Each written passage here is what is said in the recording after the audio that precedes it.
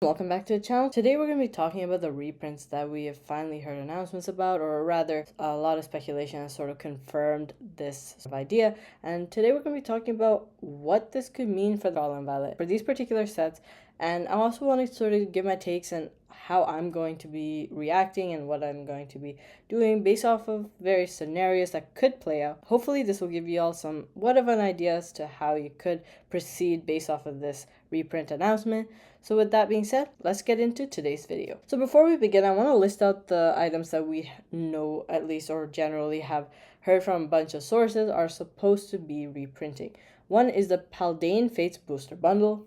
Two is the Surging Sparks booster box, Paldea Evolved booster box, Obsidian Flames booster box, and Twilight Masquerade booster box. Those are the sets and the products that we're going to be seeing. But the main question that has been on a lot of people's minds is to what extent these reprints are going to take place, and if they're substantial enough, how is it going to affect these sets? So what this generally means, at least historically, has been the sets that receive a reprint will not necessarily in the long term be affected, but in the short term, they drop to some extent. We saw this particularly, and I think a great example of this is in Sword and Shield when we got some Evolving Skies reprints for the Elite Trainer boxes. They dropped briefly for a substantial value, and then they jumped back up within a month or two. That's a really great example of when we actually saw reprint and saw sort of the product affected. But now for something like a booster box, that is the main sort of product for any particular set, and so when those get massive reprints and there's more product available, that often trickles down into the singles and they have substantial drops. Now again, I genuinely don't think that even if we get a substantial reprint, these sets will be super affected within a 6-month horizon. There's definitely no way it's going to make a substantial impact. On the short term, there will undoubtedly be impact if this is a substantial reprint. Personally, I don't feel like this is going to be a really big one due to a lot of different factors, sources, and information that's been sort of flying around. And because of the lack of clarity and everything, we'll have to see, of course, when the reprints hit. But I personally am not thinking this is going to be really big. I'm hoping this will happen sooner rather than later. But, there's always a possibility and the need to prepare for that. If you take a look at Twilight Masquerade, for instance, this has been growing a lot over the past year. If you take a look at it, its low of the year was $101. And it is currently at a high of $230, dropped a little bit to $218. So that's currently its market price. Taking a look at some recent sales, we see that it's dropped a little bit, and potentially this tiny blip in the price could be due to the reprint rumors. A lot of the time, sort of speculation is what drives prices down temporarily. 151 was a perfect example in Japanese. As soon as the Pokemon Center and the Pokemon Company made the announcement that 151 would be reprinted, prices dropped immediately. That could be what we're seeing right here in this price drop. We also see the same trajectory with Surging Sparks, 265. It dropped down to 257, climbed up a little bit. We'll have to see. I think this one's being a little bit more resilient, but there's no doubt that if there's a large reprint that these will go down to some extent. Particularly, I do have my doubts as well, because I remember during the tail end of Sword and Shield, there were a lot of announcements, clear announcements, that there were sort of Lost Origin and Silver Tempest sort of reprints happening in terms of booster boxes. And with the exception of one LGS in my local community in Toronto, everything else was selling for insanely high prices. The actual product was not going down in terms of booster boxes, despite this huge reprint. It goes to show that it's not necessarily always a clear given answer that yes, these products are going to be attainable. So that's another thing to consider. Especially, TCG Player did reflect, at least for Lost Origin, somewhat of a blip, I recall. But at the same time, not everyone's matching to TCG Player, particularly for booster box.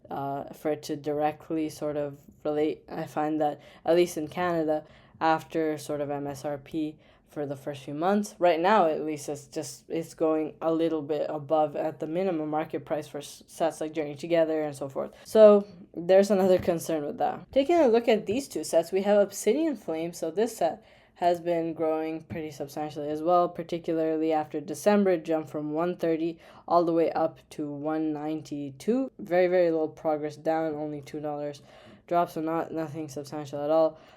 One thing that's pretty surprising is that these two sets are pretty old, right? Obsidian Flames and Paldea Evolved. The second and third sets from the Scarlet Violet era, which is almost 2 years old. Pretty crazy to say. We're almost at the tail end of Scarlet Violet. And, it's not usually that common to see sort of reprints this late in the game. And if we take a look at Paldea Evolved, right, this product has been growing substantially as well. It was going for 105. I remember seeing in Canadian dollar, I'll put the US translation on the screen. I remember seeing them going for, 115, 120, right? Not even 6 months ago. Products have grown. There's no doubt about it. It's grown a lot. It's now going for 216, 219. Could be the Pokemon company trying to sort of level out some of these products that have had a very, very instantaneous spike in value.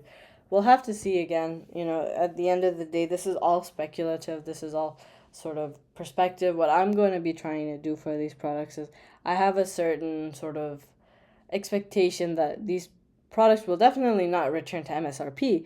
But if we, for instance, saw Paldea Evolved, my opinion is if I saw this for maybe 160, for instance, I would definitely contemplate getting a box. For Paldea Evolved, because I genuinely think it's like an A-tier set. I'm actually going to be doing a ranking video soon, so just to show what my opinions are on these sets for a 5-year horizon. So stay tuned for that video later on. But main point is this product and this set, I genuinely believe in it for the long term, which is why I would be willing to sort of put in that extra even above MSRP for this particular set.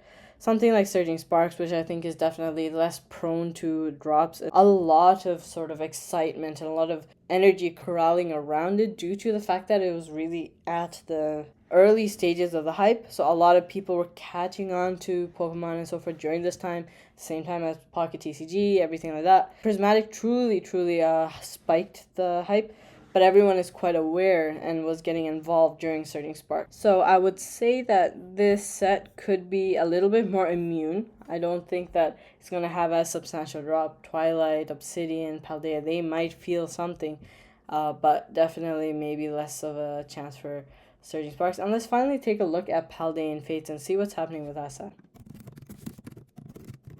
So if we see right now for the Paldean Fates booster bundle, it has grown as well, just as everything else, but I would say really it is quite expensive. $25 all the way to $59, so pretty much $60. At this point, recent sales are exactly at $60.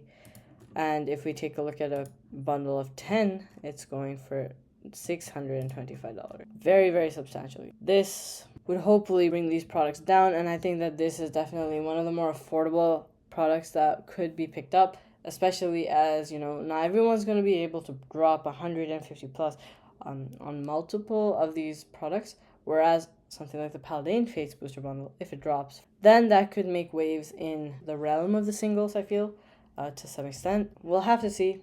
I'm hoping, I genuinely hope that this is going to be big enough to make waves in the market, because I think it's just really hard right now to open anything, and it's just very painful and frustrating for a lot of people, right? Personally, I am dreading Rival Destinies. I'm a huge fan of Rocket.